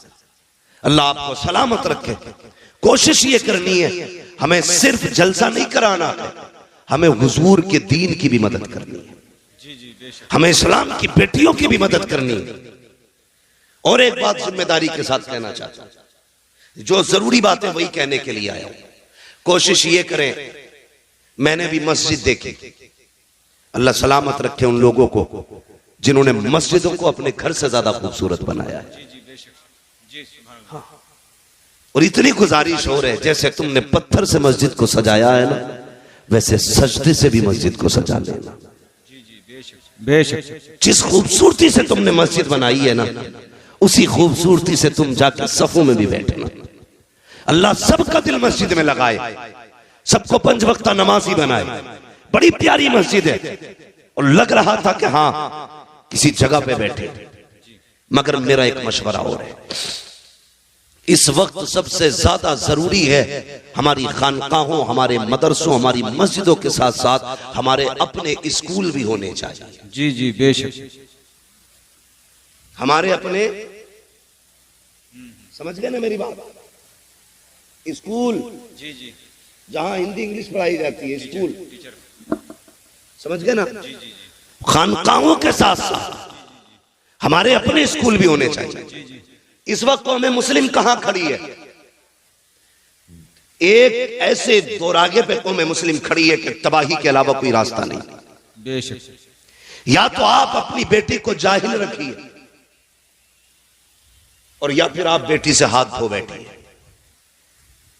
बस दो रास्ते हैं तुम्हारे पास। जी। समझ रहे मैं क्या कहना चाह रहा हूं? या तो जाहिल रखिए आप बेटी को, अगर बेटी को बचाना चाहते हो तो जाहिल रखिए, और पढ़ाओगे तो खो बैठोगे। जी जी बेशक। इसकी वजह यह है कि हमारे अपने स्कूल नहीं है, हमारे अपने कॉलेज नहीं है। लोग कहते नहीं नहीं कोई बात नहीं है, बेटी पे पूरा एतमाद है। मैं बेटियों तक एक बात पहुंचाना चाहूंगा, खुदा की कसम सुनो, दुनिया में जो तुम्हारा बाप तुमसे प्यार कर सकता है वो तुमसे कोई प्यार नहीं कर सकता। बेशक बेशक। लेकिन कमी क्या की हमने? हमने अपनी बच्चियों को स्कूल नहीं दिए। वो ट्यूशन पढ़ने जाती हैं, वो स्कूल पढ़ने के लिए जाती हैं। ट्यूशन के नाम पे क्या होता है आप सोच भी नहीं सकते। इस्लाम दुश्मन ताकतें पूरी प्लानिंग के साथ खड़ी है, तेरी बेटी को घर से कदम निकालने की देर है। मैं नहीं कहता तेरी बेटी गलत है, लेकिन उसे बिगाड़ने में ज्यादा देर नहीं लगती है, इसलिए कि इस्लाम के दुश्मन पैसे भी लिए खड़े हैं, ऐश के सामान भी लिए खड़े हैं, पूरी मदद भी उनके साथ है। जो लड़कियां चाहती हैं वो हो जाता है, इसलिए कि पावर ताकत उनके साथ है। क्या कर सकते हो तुम? कुछ नहीं कर सकते। तुम्हें बताऊं दिल रोया जब मैंने एक वीडियो के अंदर देखा, हमारी बेटियां ट्यूशन पढ़ने गई तो वहां के पढ़ाने वाले उनके साथ बदतमीजियां कर रहे हैं। उनको दो लड़कों के बीच में बैठाया जाता है, दो लड़कों के बीच में एक लड़की बैठी होती है। हम ये सोचते हैं बेटी पढ़ने गई है, अरे मती मारी गई है हमारी, हम किस जगह पे चलने लगे हैं? आंखें बंद करके बैठे हो। कल जब बेटी चली जाती है, सोनू मोनू के साथ सोती है, फिर सर पीट के रह जाते हो। कैसे पलट के आएगी? गई हुई इज्जत कभी आया नहीं करती, जाने वाली आबरू कभी लौट के नहीं आती है। जैसे कबान से निकला तीर कभी वापस नहीं आता, जबान से निकली बात कभी वापस नहीं आती है, घर से निकली इज्जत कभी वापस नहीं आया करती है। जब बेटियां बेआबरू हो जाती है, कितना तड़प लो, कुछ नहीं होगा। अगर इज्जतें चाहते हो, अपने स्कूल बनाओ, अपने कॉलेजेस बनाओ, उनको तालीम दो और दुनिया को बता दो हम करबला वाले हुसैन के मानने वाले हैं। खानकाहे भी हम बनाएंगे, स्कूल भी हम बनाएंगे। नारे तकबीर, नारे रिसालत, मसलक के आला हजरत फैजाने हुजूर ताजुल शरिया, रज़वियों की तकरीर, नबी के दुश्मनों की फूट गई तकदीर। समझ रहे मेरी बात? ये भी कोशिश करो खान साहबो, तुम्हारे अपने स्कूल होने चाहिए और फख्र से कहो हमारा अपना स्कूल है। क्या इनके नकाब नहीं उतारे गए स्कूलों में? दुनिया गूंगी बनी रही, मुझसे बर्दाश्त नहीं होता। मौत एक बार आनी है, एक बार मरना है, और याद रखिएगा किसी ना किसी को तो कुर्बान होना पड़ेगा, किसी ना किसी को तो मरना पड़ेगा। मेरी बात सुने, हमारी बेटियों के नकाब उतारे गए स्कूल में एंट्री से पहले, ड्रेस के नाम पे उनके कपड़े उतार दिए गए। तुम्हारे अपने स्कूल होंगे, किसी की मां ने दूध नहीं पिलाया है, किसी की बेटे की कोई जूती उतार सके, कपड़े तो बड़ी बात। अपने स्कूल बनाओ, शौक कम करो, होटलों में नाश्ते कम करो, इस पैसे को बच्चों के मुस्तकबिल पे लगाओ। मुजफ्फरपुर के अंदर एक बच्चे को पिटवाया जाता है, ये मुस्लिम है। हमने थोड़ी देर बैठ के मोबाइल में देखा और ये कब बुरा हुआ? तुमने क्या किया कौम के लिए अगर ये बुरा हुआ तो? क्या दिया तुमने? दिल रोता है। मैं सुन्नी हूं, मुझे वहां भी कोई ना समझे जी, मगर तकलीफ होती है। खानकाहों में जाना हमारा वतीरा है, बुजुर्गों के कदमों में बैठना हमारी इज्जत है। जी बेशक। लेकिन कई बार ऐसा मैंने देखा है, खानकाहों में इतनी ऊंची गोलकें लगी हैं, उसमें पैसे डालने जगह नहीं होती, उंगलियों से ढकेल ढकेल के पैसे भरे जाते हैं। उन पैसों को गिनने के लिए लोगों के नंबर नहीं आते हैं। और यार कभी वही पैसा उठा करके बच्चों के मुस्तकबिल पे लगाओ, स्कूल कॉलेजेस पे लगाओ। खुदा की कसम खा के कहता हूँ, खानकाह में पैसा दोगे तो शायद 10-20 का पेट भरेगा। अगर यही पैसा तुम अपने बच्चों के मुस्तकबिल पे लगा दोगे, 10-20 का नहीं बल्कि 10-20 सदियों का अल्लाह भला फरमा दे। क्या बात है, सुभान अल्लाह, सुभान अल्लाह। बहुत अच्छी, बहुत अच्छी, बहुत खूब। निजाम बहुत कुछ इस तरह बिगड़ा है साकी, उन्हीं को जाम मिलता है जिन्हें पीना नहीं आता। जी जी बेशक। उन्हीं को जाम मिलता है जिन्हें पीना नहीं आता। माशाअल्लाह, मेरी बात सुने, कई गलत नहीं है, कारी बाकर साहब, कारी असगर अली साहब, ये उलमा मदरसे से जुड़े लोग जानते हैं, तनख्वाहों को कई कई महीने हो जाते हैं। इमाम की तनख्वाह कितनी रहती है मस्जिदों में? 10,000 12,000 है, इतनी तनख्वाहें रहती है। उसमें भी क्या होता, अगले महीने ले लियो, मारी जा रही है कि तनख्वाह तुम्हारी, हम भाग रहे हैं क्या? कुछ सोचो। ये 12,000 की तनख्वाह देने में पूरी कौम ऐसी बातें करती है। पहली बात तो ये कहूं, जब वक्त हो जाया करे तनख्वाह एक दिन पहले ही दे दिया करो। जिस तरह तुम्हारे बच्चे होते हैं उसी तरह इमाम की भी बच्चे। कोई ये ना समझे इमाम साहब बुलवा रहे हैं मुझसे, पहले सुन लीजिए, कभी पता चले अगले दिन दोनों इमामों की छुट्टी कर दो। वो नहीं है, ये सारी बातें मैं अपने दिमाग से और अपनी जरूरत के पेश नजर ये बात कर रहा हूं, जिसकी मैं जरूरत महसूस करता हूं। हाँ, इमामों की तनख्वाहें बेचारों की 6-6 महीने लेट है। उनके भी बच्चे हैं, वो भी बीमार होते हैं, उनकी भी दवाइयां हैं, उनके भी शौक हैं। लोग कहते हैं दिल नहीं लग रहा नमाज में, लगेगा कहां से, तनख्वाह तूने दी नहीं। उसके घर आ गई है भतीजे की शादी, बीवी ने कहा इमाम साहब की सूट तो जरूर बनेगा। तो वो फजर में भी खड़ा है ना, दुनिया सो रही है, वो हिसाब लगा रही है, आप कहां से लाऊंगा? तो तेरा दिल लगेगा नमाज में? खुद बताना वगैरह, अल्लाह अकबर। उसके बाद कह रहे पता नहीं उस दुकान पर 1700 का मिलेगा, वहां 1800 का, वहां 2100 का, वो भी पैसे मिले भी नहीं है, किससे उधार लूंगा। ये सारा हिसाब जब फजर में लगेगा तो दिल लगेगा नमाज में? जरूरतें पूरी कर दो। जब वो खड़ा हो ना, उसका दिमाग दुकान पे ना जाए, उसका दिमाग सीधा अल्लाह की बारगाह में चला जाए। बेशक बेशक। हाँ, मैंने बड़े बड़े पैसे वालों को ऐसे जेब में हाथ डाल के कहते देखा, अरे यार इमाम साहब थोड़ी देर पहले कहते, अभी तो कलवा ले गया, इसका कलवा भी जरूरत पे आता। जी जी। हाँ, ये बड़ा यार एक मिजाज बना लिया लोगों ने। किसी ने किसी अरे थोड़ी लेट हो गए भाई, तुम अभी 5 मिनट पहले कह दे। क्या आदतें बन गई? आदत झूठ और मक्कारी फितरत हो गई हमारी। फितरत है, किसी का इंतकाल हो जाए और तुम ना बताओ, फिर वो पूछे यार तुम जोहर में नहीं थे, यार दफन में गया था। अरे यार मुझे क्यों नहीं बताया, मैं भी जाता। फर्ज कर लो अगर जाते टाइम बता दो चलेगा, अरे यार क्या बताऊं वो बकरा बीमार है ना, मैं भी चलता। मतलब करना एहसान ही है, जिधर से चाहो कान पकड़ लो। ये भी कोई जिंदगी है? जिसके साथ खड़े हो खुलूस के साथ खड़े हो, खुलूस के साथ, दिखावा नहीं होना चाहिए, मक्कारी नहीं होनी चाहिए। अरे इमाम साहब अब कहिए तुमने, अभी अभी कलवा आया था, सारी दे दी, चलो फिर भी देखेंगे, ये कह के जान बचा के निकल लेते है। अभी आ जावे तावीज देने वाला, एक बकरा लाइए, पैसे ना होंगे तो बीवी के जेवर गिरवी रख के बकरा ला, बकरा। अब तो देखो तरक्की कर ली सबने, पहले मुर्गा मांगते थे, बकरा मांगते, पूरा बकरा चाहिए। ये बता खानदान की तकदीर लिखेगा क्या इससे, पूरे बकरे से? भाई हम तावीजों में और अपनी जरूरत के लिए कुछ भी कर सकते हैं, दूसरे के हक के लिए कुछ करने तैयार नहीं। इन चीजों से निकलिए, खुलूस पैदा कीजिए दिल में। देने वाला कौन है बोलो? सारे बोले कौन देता है? और जोर से कौन देता है? जरूरतें कौन पूरी करता है? अल्लाह करता है ना, उसकी रजा के लिए तू दूसरों के काम चला, वो तेरे काम चलाना शुरू कर देगा। हाँ, जब तक तुम अपनी तदबीर हिसाब लगा रहे 100 रुपए बचा लूं भाई, कल इससे कोरमा बनना है, कीमा लाऊंगा 100 रुपए का और मूंछ पे हाथ मार के खाऊंगा। लाया खरीद के, पक भी गया, अल्लाह ने पेट खराब कर दिया। अब टुक टुक देखते आ, ले भी आया, पक भी गया, खा नहीं सकते।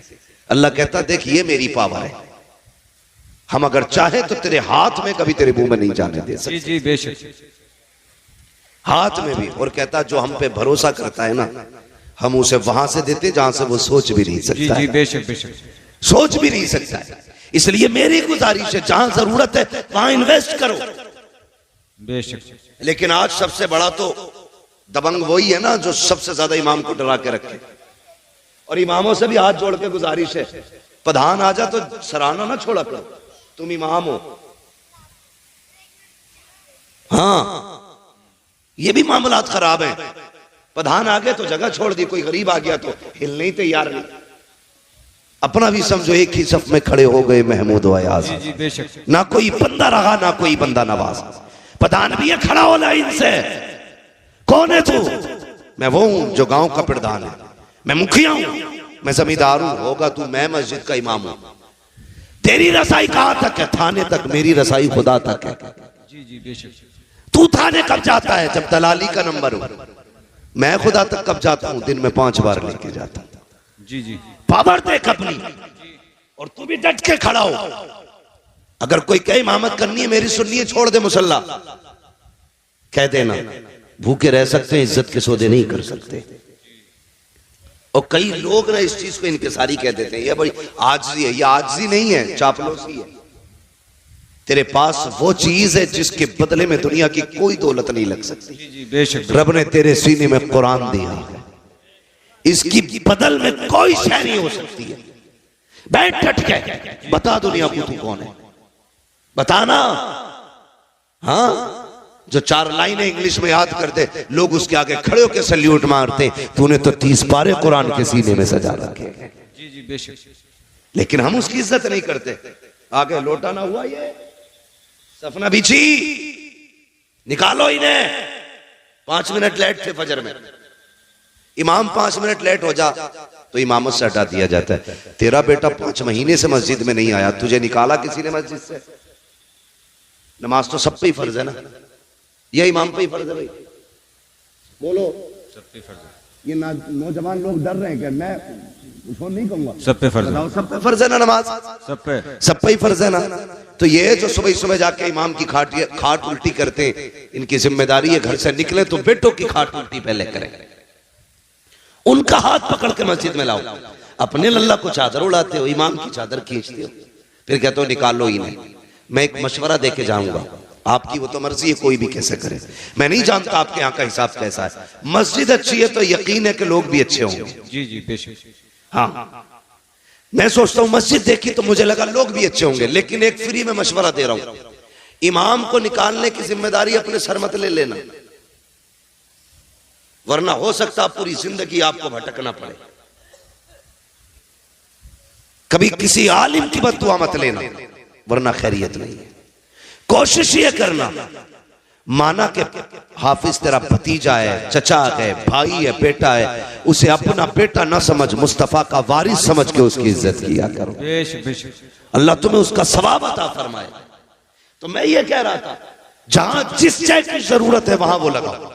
आज हमारे मदरसों की तनख्वाहें मुदर्रिसों की नहीं गई, वहां कोई पैसा देने नहीं जाता, और गोला के नाक तक भरी पड़ी है। नोटबंदी हुई ना तो बोरियों में से गले हुए नोट निकलने थे, गले हुए करेंसी गला दी कई करोड़ों रुपए की। अगर वही पैसा मदरसे वालों पे होता तो कितने कुरान वाले पैदा होते, कितने हदीस वाले होते, कितने तजवीद वाले होते, कितने तफसीर वाले होते। खुदा की कसम हर घर में कुरान का दरख्त लगा हुआ था। इसलिए जहां जरूरत है वहीं पे पैसा लगाइए, अपने बच्चों को आगे बढ़ाइए। कमेटी वालों, जलसे के साथ साथ हमें बस्ती भी देखनी है, हमें हुजूर की उम्मत के गरीब भी देखने हैं, हमें बेटियां भी देखनी है, अपनी सोसाइटी को भी आगे बढ़ाना है। अगर जरूरत पड़ी तो स्कूल भी देंगे, जरूरत पड़ी तो कौम के लिए अस्पताल भी बनवाएंगे। कोशिश ये करेंगे जो गरीब लोग हैं हुजूर की उम्मत के, उन्हें मुस्तफा के नाम पे फ्री दवाएं मिलनी चाहिए। करेंगे नहीं, लेकिन करते नहीं लोग, सारा पैसा एडवांस रखते हैं। अल्लाह कहता रख, कितना रखेगा? एक फोड़ा निकालूंगा भेजे में, एक ऑपरेशन 10 लाख का बैठाऊंगा, दूसरा कमर में निकालूंगा 20 लाख का ऑपरेशन, वो 4 फोड़ों में तुझे रोड पे ले आऊंगा। वो कहता है यही दौलत गरीबों पे लुटा, फिर देख मैं तुझे मौत भी ऐसी दूंगा कि तुझे मरते वक्त मौत का एहसास नहीं होने दूंगा। जी जी बेशक। सौदे तो करो रब से यार, सौदे तो करो। इसलिए मेरी गुजारिश है, आप अपने पैसे को भलाई की जगह लगाइए, जरूरतमंदों पे खर्च कीजिए, जो जरूरतमंद नजर आए उन पे पैसा खर्च करें। अल्लाह ताला हमारी कौम को दिन दूनी रात चौगुनी तरक्की अता फरमाए। और एक बात बता दूं, जब भी हुजूर पे दुरूद पढ़ने की बारी आए ना, कंजूसी नहीं करनी। क्या नहीं करनी है? कंजूसी। क्या नहीं करनी है? कंजूसी। कंजूसी समझते हैं ना जी? मैं आप ही के इलाके का हूं, आप ही की जबान बोल रहा हूं। कंजूसी नहीं करनी, बल्कि जब हुजूर पे दुरूद की बात आए तो फिर खुल के हुजूर के नाम पे दुरूद पढ़ना, बढ़ के हुजूर के नाम पे दुरूद पढ़ना। आपको लंगर भी खाना, कितनी देगे बनती हैं? कई बनती हैं खिचड़े की, 4-5 देगे बनती। जी जी जी, अल्लाह सलामत रखे। और हमारा तो अकीदा यही नहीं, लंगरों पे हमारी नस्लों के गुजारे। बेशक। बरेली से आवाज आती, तेरे टुकड़ों पे पले गैर की ठोकर पे न डाल, झिड़कियां खाए कहां छोड़ के सदका तेरा। तो बच्चों की आदत डालिए दुरूद पढ़ने की। ये जो चुप रह गए ना, इनके बाप ने दुरूद पढ़ना नहीं सिखाया था। ये जो खामोश रहे दुरूद के मौके पर, इनको पढ़ना नहीं सिखाया था। तुम जानते हो दुरूद पाक की बरकत कितनी अहम है। कभी सोच भी लिया करो, अपने बच्चों को दुरूद का आदी बनाओ। अगर बच्चा स्कूल जाए, ड्रेस में देर होती है, माँ कहती ले बेटे ये रहा मोबाइल, थोड़ी देर गेम खेल, अभी नाश्ता बना के लाती हूँ, अभी पराठा बना के लाती हूँ, अभी ड्रेस उठा के लाती हूँ, अभी तेरे जूते लेके आ रही हूँ। बच्चों के हाथ में मोबाइल दे के जाते हो। अपने बच्चों से कहो बेटे नाश्ते में 10 मिनट लगेंगे, 10 मिनट तक मुस्तफा पे दुरूद पढ़ना शुरू कर दो। तुम्हारे बच्चे 10 मिनट दुरूद पढ़ेंगे। दावे के साथ कहता हूँ, ओ यार सुनो तो सही, रोज जब तुम्हारे बच्चे हुजूर पे 10 बार दुरूद पढ़ेंगे, किसी दिन तो हुजूर पूछेंगे ये किसका बेटा है जो रोज दुरूद पढ़ता है, ये किसका लाल है जो रोज मुझे सलाम भेजता है, ये किसका बेटा है जिसने मुझ पे दुरूद भेजा है। कोई कहेगा आरिफ का बेटा है, कोई कहेगा अक्ल का बेटा है, कोई कहेगा अब्दुल रऊफ का बेटा है, फरिश्ते कहेंगे अब्दुल रहमान का बेटा है। खुदा की कसम उनकी बारगाह में अगर तेरा नाम आ जाएगा, समझ लेना बेड़ा पार हो जाएगा। इसलिए आदी बनाओ बच्चों को। हम तो दुरूद से दूर आए। पर एक बहुत बड़े पाए के बुजुर्ग हैं, सफर कर रहे हैं, वक्त असर का था, वुजू करने की चाहत हुई, चाहते थे नमाज पढ़े, लेकिन इस कसरत से पानी नहीं था जितना आज पानी है। हर जगह पे टंकी लगी है, प्रधान ने टंकियां बनवा दी, अब कोई टोटी बंद करने तैयार नहीं है। खुला है तो खुला है पानी। और मेरे भाई इस्लाम ने बताया था पानी हिसाब से खर्च करना, एक एक बूंद का हिसाब कयामत में देना है। ये इस्लाम हमें सबक देता है। आज लोग कहते हैं वाटर लेवल कम होता जा रहा है, उसी पानी को कम खर्च किया जाए। ये पैगाम तो 1400 साल पहले इस्लाम ने दिया था। मैं कुछ और कहना चाहता हूं, आज पानी की कसरत है, कल पानी कहीं कहीं मिला करता था, वो भी कुओं से लोग पानी निकाला करते थे। किसी बस्ती में एक कुआं होता था, किसी इलाके में कुआं होता था, कहीं पे कोई चश्मा होता था, कहीं पे कोई नहर हुआ करती थी। आज हर दरवाजे पे समर से भी लगे गए। पानी की कसरत है। वो बुजुर्ग नमाज के इरादे से है, असर का वक्त है, सफर कर रहे हैं, सामने बस्ती नजर आई, सोचा यहाँ पानी मिल जाएगा। बस्ती के करीब आए, एक कुएं को पाया, सोचा वुजू करूं नमाज पढ़ना है। जैसी गए क्या देखते हैं, पानी तो था, डोल और रस्सी लगी थी। दाएं बाएं देखने लगे, हैरत में थे, क्या किया जाए, पानी कहां से लाया जाए। इतने में एक छोटी सी बच्ची छत से खड़ी थी, देख के कहती है बाबा आपका कुर्ता बता रहा है, आपका अमामा बता रहा है, आप कोई अल्लाह वाले हो, आप कोई आलिम दीन हो। हाँ बेटी, कहा क्यों परेशान हो, कब वुजू करना है, नमाज पढ़नी है, कब फिर देर किस बात की है, कब बेटी पानी कुएं में है और कुआं गहरा है, कोई रस्सी लगी है, डोल लगी है, पानी कैसे निकालूं? जब पानी निकलेगा तब वुजू होगा। बच्ची मुस्कुरा के कहती है, ताज्जुब है आपकी दानाई पर, आप अल्लाह के बंदे हो करके इतना हिसाब लगा रखे हो कि डोल रस्सी आएगी तब पानी निकलेगा। का फिर का ठहरिए। बच्ची करीब आई है, आने के बाद बच्ची ने कुएं की तरफ झांका और अपना थूक कुएं में डाला।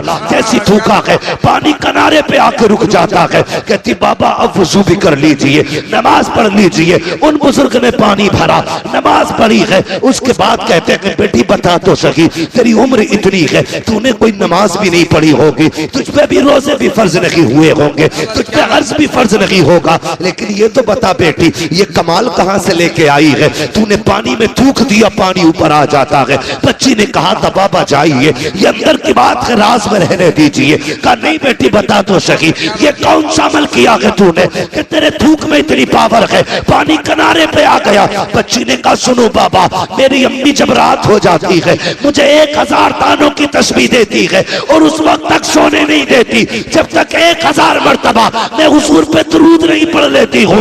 ये सजदों का कमाल लगी, ये मुस्तफा पे दुरूद पढ़ने के कमाल से पानी। क्या बात है, नारे तकबीर, नारे रिसालत, मसलके आला हजरत, नबी के गुलामों की शान, जन्नत के हैं मेहमान, मुफ्ती हम्माद रजा साहिब क़िबला। आदत डालो दुरूद पढ़ने की, अपने बच्चों को दुरूद पाक सिखाओ। सिखाएंगे इंशाल्लाह, सिखाएंगे इंशाल्लाह। खाली वक्तों में तस्बीह दे दिया करो और ये होड़ लगा दो, जो आज ज्यादा दुरूद पड़ेगा उसे शाम को यही नाम दिया। बेशक बेशक लगाओ ये बच्चों में से। जी जी जी। जिसके महीने में सबसे ज्यादा दुरूद होंगे उसे महीने के लेवल का इनाम दिया जाएगा।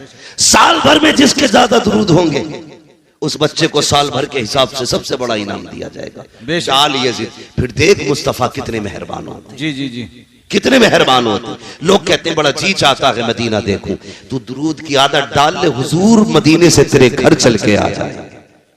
करो ना ऐसे काम, आदत डालो, आदत डालिए, बच्चों को सिखाइएगा। और ये तहजीब ये बचपन से बच्चों को सिखाई जाती है, बचपन से सिखाई जाती है। आप गौर कीजिएगा। करबला जानते हैं ना? करबला कितने लोग जानते हैं? करबला का नाम कितने लोगों ने सुना है? सबने सुना, सबने सुना ना? जी जी। जिन्होंने हाथ उठाए अल्लाह नजफ अशरफ के रास्ते सबको करबला शरीफ की हाजिरी नसीब फरमा दे। ठीक है जी, सारे लोग करबला को जानते। जी जी। आप पूरी करबला पढ़ डालिए, पूरी करबला। वहां लाशें भी थी, डर भी था, तन्हाइयां भी थी, जंगल था, दहशत थी, गम था, दर्द था, भूख थी, प्यास थी। कौन सा सितम ऐसा था जो करबला में ना था? किसी का एक बेटा मर जाए लोग कहते हैं कमर टूट गई। सलाम करो सैयदा ज़ैनब को, जिसके सामने बेटों की लाशें भी थी, जी जी, भतीजों की लाशें भी थी, सगे भाई की लाश भी जिसके सामने पड़ी थी। मगर सलाम ज़ैनब तेरी हिम्मत को, खुदा की कसम तूने अली की बेटी होने का हक अदा करके दिखाया। जी जी बेशक। मैं कहना यह चाहता हूं, इस सब के बावजूद खेमे जले थे, अहले बैत अतार की दौलत लूटी गई थी, लेकिन कोई ये नहीं बता सकता किसी ने अहले बैत की बेटियों को बिना नकाब के किसी का चेहरा देख लिया। हर सितम अपनी जगह था, मुस्तफा की शरीयत अपनी जगह थी। जी जी बेशक बेशक। सैयदा ज़ैनब ने 13 मुहर्रम को सफर शुरू किया। जी जी जी। कितने को? 13। सारे बोले कितने को? 13 मुहर्रम। 13 मुहर्रम को करबला से चले, 27 रमजान को मदीना शरीफ पहुंचे। जोड़ के लगाओ हिसाब कितने बने? मेरे हिसाब से तकरीबन 9 महीने बनते। जी कितने महीने? 9। जोर से कितने? 9 महीने बनते। लेकिन इस 9 महीने के सफर में सैयदा ज़ैनब जब मदीना शरीफ पहुंची थी तो 72 कुरान मुकम्मल कर चुकी थी। जी जी बेशक। सुभान अल्लाह, सुभान अल्लाह, सुभान अल्लाह। 72 कुरान 9 महीने के सफर में किसी ने सैयदा ज़ैनब का एक बाल तक नहीं देखा था, एक बाल तक। तारीख अपनी जगह है, लिखने वालों ने लिखा, लेकिन मेरा ईमान ये कहता है किसी की मां ने वो दूध नहीं पिलाया। जी जी बेशक। बेटे को जो अली की बेटी की कोई चादर छीन लेता। जी जी। हाँ, बेशक नहीं छीन सकता था, इसलिए कि उनकी इज्जत की हिफाजत का वादा तो रब ने पहले कर दिया। बेशक बेशक। और चादर समझ छीनने का मतलब समझते हैं? जी जी जी। बेटी के सर से चादर खींचना उसकी इज्जत खींचने के बराबर। अली की बेटी के सर से चादर, वो भी अली की बेटी जो यजीद के दरबार में खुतबा देने पे आए तो पित्ते पानी होने लग जाए। जी जी बेशक। और लोग पूछने पे मजबूर हो जाए क्या अली आ गए? लोग कहें अली नहीं, अली की बेटी आ गई। ये सैयदा ज़ैनब।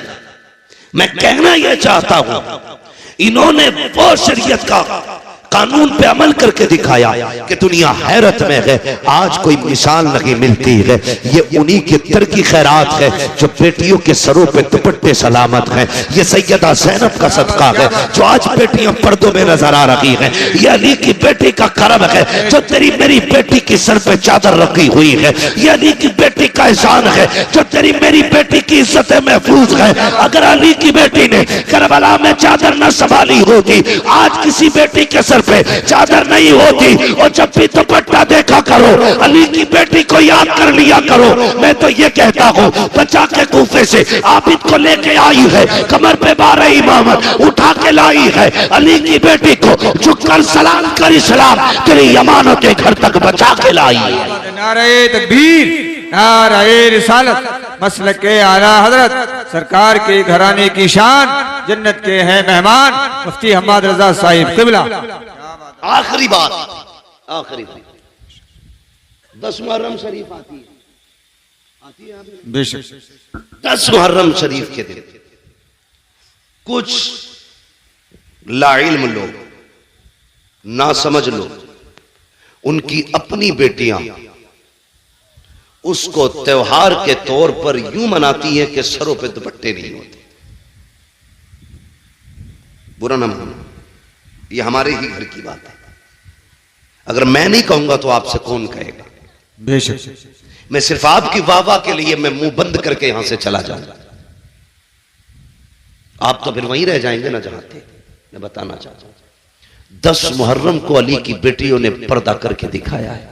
बेशक। हमारी बेटियों ने दुपट्टे उतार दिए।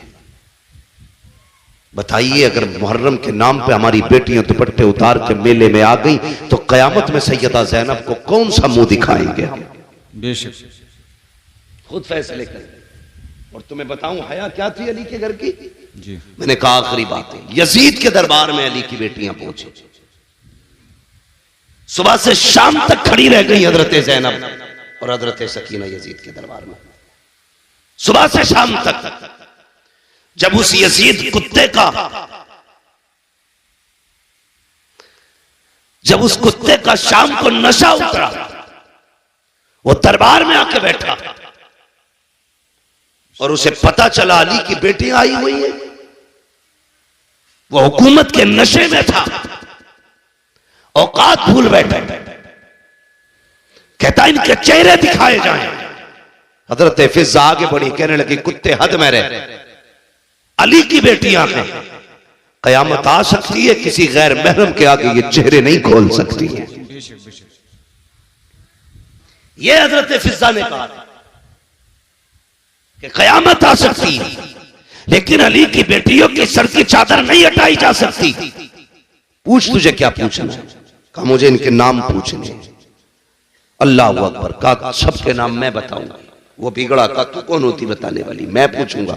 कहा हद में रह, हम जान दे सकते हैं लेकिन अपने आकाओं की इज्जत पे आंच नहीं आने दे सकते। उसने फिर इशारा किया उस 7 साल की सकीना की तरफ जिसका बचपन आता। कहा ये बच्ची कौन है? कहा ये हुसैन की सकीना है। ये वो है जो हुसैन के सीने पर सर रख के सोती थी। उसने कहा मुझे पूछना है, ये नाम बताए। 3 मरतबा उसने कहा, जवाब नहीं मिला ना। तो कहा ये बोलती क्यों नहीं? इमाम ज़ैनुल आबिदीन ने कहा कुत्ते, इसके गले में जो फंदा पड़ा है ना, ये इतना टाइट है कि इसकी आवाज नहीं निकल रही। ढीला कर फंदा। उसके कहने से एक यजीदी फौजी आगे बढ़ा, उसने गले का फंदा खोलने के लिए हाथ बढ़ाया। हजरत सकीना दौड़ के सैयदा ज़ैनब के कदमों से लिपट गई। वो उधर गया तो वहां से हटके इमाम ज़ैनुल आबिदीन के कदमों में यजीद ने कहा था, इस बच्ची को क्या हो गया है, ये गले की रस्सी क्यों खोलने नहीं देती। तब हजरत ज़ैनुल आबिदीन का तेवर बदला, लहजे में अली की जुर्रत आई है, वो जोश था, पूरा दरबार कांप गया। चीख के कहा था, कुत्ते, ये सकीना 7 साल की जरूर है लेकिन अली की बेटी है, ये मर तो सकती है लेकिन गैर महरम का हाथ इसके गले को लग जाए, ये गवारा नहीं कर सकती। क्या बात है, सुभान अल्लाह, बेशक बेशक। अली की बेटी ऐसा पर्दा करे और तेरी बेटी 10 मुहर्रम को तमाशा करे, ये हुसैनियत है, ये यजीदियत है। अगर ऐसा तुम्हारी बेटियों ने किया तो कयामत के दिन कोई बचाने वाला नसीब नहीं होगा।